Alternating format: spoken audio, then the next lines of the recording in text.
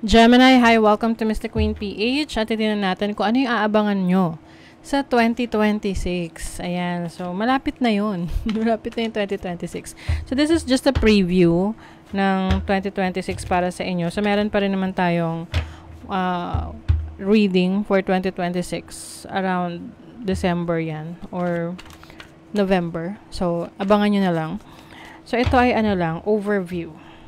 Ano yung aabangan ninyo sa 2026. So, if you're interested in private readings, meron tayong 50% discount sa mga tarot reading services hanggang September 30, 2025. So, kung interesado kayo, meron tayong link sa description at sa pinned comment. Paka-check nyo na lang information kung paano mag-book for a private reading. And please subscribe to our channel to show your support. Like, share this video. Comment na rin kayo kung kayo ay naka-resonate. Ayan. Wait lang.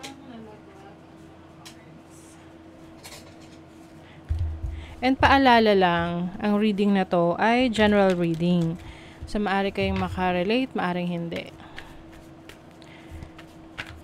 So, let's see. Gemini, what's up?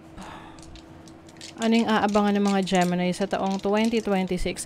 Ang 2026, collectively yan ay about new beginnings. No? Okay, so you have Manas. Manas is about self-awareness, self-intelligence. So, maaaring may mga aaralin ka. Ang mga Gemini, mahilig mag-aral yan, magbasa, makipag-communicate. So, I feel like you will be more open to new connections. Mas magso-socialize ka ngayong 2026. And you will also have pwede magkakaroon ka ng bagong kaibigan, no? Mga makikilala mo sa journey mo ngayong 2026. You also have Urus. Urus is about strength, power, vitality. So, sa physical strength mo to. So, pwedeng iba sa inyo, siseryosohin nyo na yung pag-gym, pagpapalakas na inyong pangangatawan, to have a actually pag-exercise sorry, pag-exercise kasi ang pag-exercise ay hindi lang siya for para lang gusto mong pumayat, no? It's about strengthening your core, no? You are strengthening your body. So that's what I'm seeing. And then meron din ditong isa, merong obstacle, meron kang challenge na haharapin ngayong 2026. Tingnan natin in what area of life itong challenge na to. Third house, maaring sa kapatid, no? Third house is about your siblings, extended family. So, pwedeng magkaroon ng miscommunication or cutting off connections sa kamag-anak, kapatid. Nangyayari yan eh.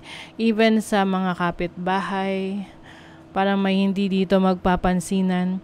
Maari ring sa pag-aaralan ninyo, no? So, kung meron kayong magta-try kayong pumasok sa school o kaya meron kayong ipupursue na interest ninyo sa learning, pwede kasing ito ay tumigil muna, no? At particular a period of time, titigil siya. Pero, it doesn't mean na hindi na siya magtutuloy. So, kumbaga parang lang siya, halt. Oo. And then, eventually, matutuloy rin naman. So, kaya kailangan planuhin nyo rin yung mga goals nyo, yung mga travels nyo, mga gusto nyong i-pursue ngayong 2026.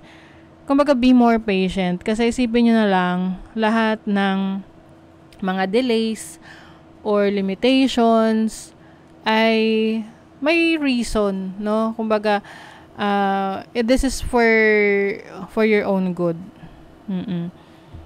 Pwede kasi rito travel eh. Merong delay sa pagta-travel.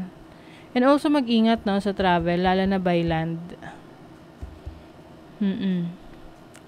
Okay, so let's see ano pa. For Gemini 2026.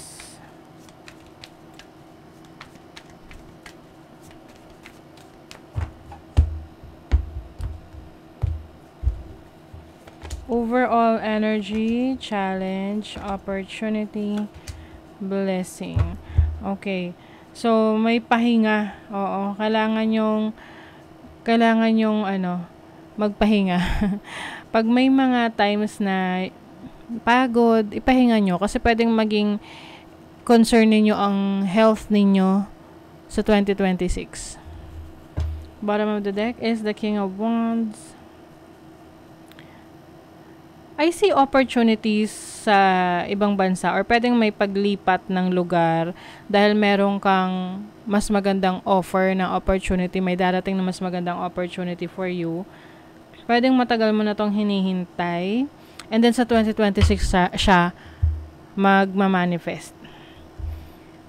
Overall energy, the Hermit. So, may mga times na gusto mo talagang i-isolate yung sarili mo na maaring part ng frustration mo yan na meron mga taong hindi nakakaintindi sa'yo or maari kasing yung nakakasama mo or makakasama mo ngayong 2026 ay hindi ka komportable na kasalamuha sila. So, maaring you will try to avoid yung mga tao na hindi nagre-resonate sa energy mo. Kasi sa totoo lang, malaking tulong yung lugar na kinatatayuan natin or merong bearing yung lugar na tinitirahan natin, where we work, where we live, sa oportunidad na pwede nating makuha. Kaya ngayong iba lumilipat ng bahay, nagmamigrate, lumilipat ng ibang bansa. And then mapapansin mo na lang may malaking nagiging pagbabago sa buhay nila for the better. Kasi na-unlock nila yung opportunity na yun. So, maaring yan yung i-unlock nyo na opportunity ngayon 2026. Your challenge is the High Priestess. May mga times na hindi ka naniniwala or hindi ka nagtitiwala sa instinct mo, sa intuition mo. Pwede kasing mabilis kang maapektuhan ng mga opinion ng iba, tapos yung instinct mo, hindi mo na siya pinagkakatiwalaan. So, it's time for you to, master your knowledge and your instinct combined together. So, yung logic mo tsaka instinct mo kapag pinagsabay mo yan, pagdating sa mga decision making mo, mas magiging valuable at meaningful yung mga decisions mo. And then, your opportunity is the Four of Swords. So, this is recovery. So, like what I mentioned ka sa inyo kanina, maging maingat sa kalusugan. So, kung magka-issue man, magka-problema sa kalusugan ninyo, makaka-recover naman kayo agad. Okay? Kailangan lang talaga asikasuhin mo siya. 'Di ba? Na, halimbawa, nagkasakit ka, tapos, the following day, nung nakaramdam ka na okay ka na, magtatrabaho ka kaagad. So, syempre, tansyahin mo rin yung sarili mo. Kailangan full rest, full recovery. And you also have the opportunity na makapagbakasyon. Itong bakasyon na to, malaking magiging epekto sa'yo in a good way, in a positive way. Marami kang marirealize tungkol sa buhay mo dahil sa bakasyon na may experience mo. Your blessing is the Page of Cups. So, if you are manifesting or wanting to have a baby, a child, ayan, so, merong blessing of a baby or a child. Pero kung wala yan sa plano mo, be careful. I also see na meron kang yung iyong pangarap ng bata ka, no? Maaring ito ay isa sa katuparan mo na ngayong 2026. Whatever that is na pangarap mo. Tignan natin sa money, career, finances. Wow! O, diba? You have the Empress. This is about your abundance, fertility. Maraming opportunities for you sa finances mo, sa career, sa trabaho, and even sa business. Yung iba siguro sa inyo, maaring papasok kayo sa isang beauty business, beauty, health, and wellness business, or financial business.